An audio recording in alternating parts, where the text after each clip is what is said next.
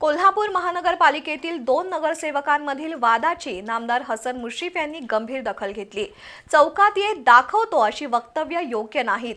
त्या नगरसेवकांमधील वाद मिटवायचा प्रयत्न करू, त्यातूनही त्यांनी ऐकलं नाही तर दोघांची खासबाग मैदानात कुस्ती लावू अशी चपराक नामदार मुश्रीफ यांनी लगावली।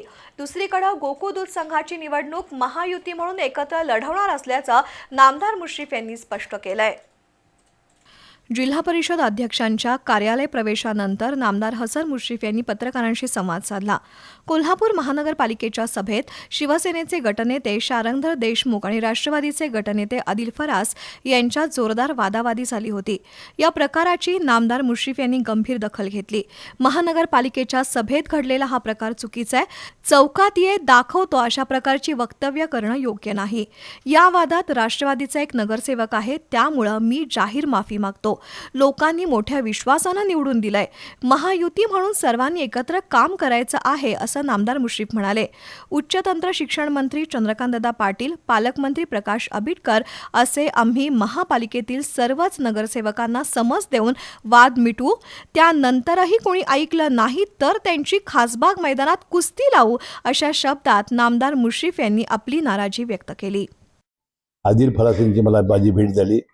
मुन्ना योगायोगानं खासदार मुन्ना माडिक तिथं आले होते, महापौर होते आणि अनेक नगरसेवक तिथं होते। मी म्हणालो की 2 दिवसात मी आणि चंद्रकांत दादा बसून आणि प्रकाश आंबेडकर बसून हा आपल्याला वाद मिटवला पाहिजे।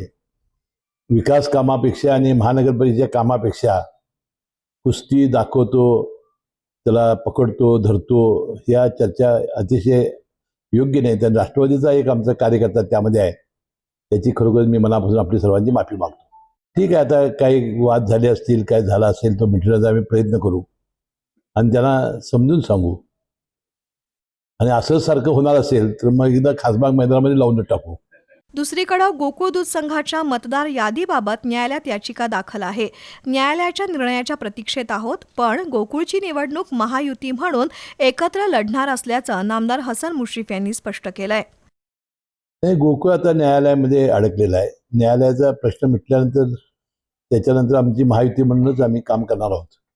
नामदार हसन मुश्रीफ यांच्यावर आता नंदुरबार जिल्ह्याच्या पालकमंत्री पदाची जबाबदारी सोपवली आहे। मात्र नंदुरबारच्या पालकमंत्री पदाबद्दल नामदार मुश्रीफ यांना फारसं स्वारस्य नसल्याचं दिसून आलंय।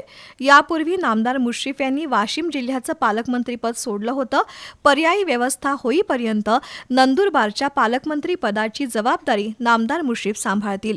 दरम्यान कोल्हापूर महानगरपालिकेतील 2 नगरसेवकांमधील वादाबद्दल आमदार राजेश क्षीरसागर यांनीही प्रतिक्रिया दिली। या वादाचं कुणीही समर्थन करणार नाही।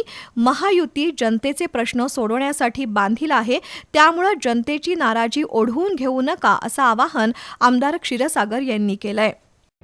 मी देखील काल थोडं नाराज झालो, कारण जनतेने आपल्यावर विश्वास ठेवलेला आहे।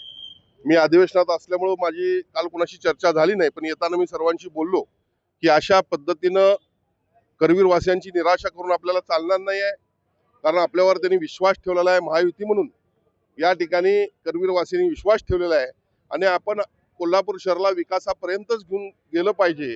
ज्या काही गोष्टी काल घडलेल्या आहेत त्या निश्चितपणे चांगल्या नाही आहेत आणि पुढच्या काळामध्ये असं घडणार नाही या दृष्टीने आमचा प्रयत्न राहील।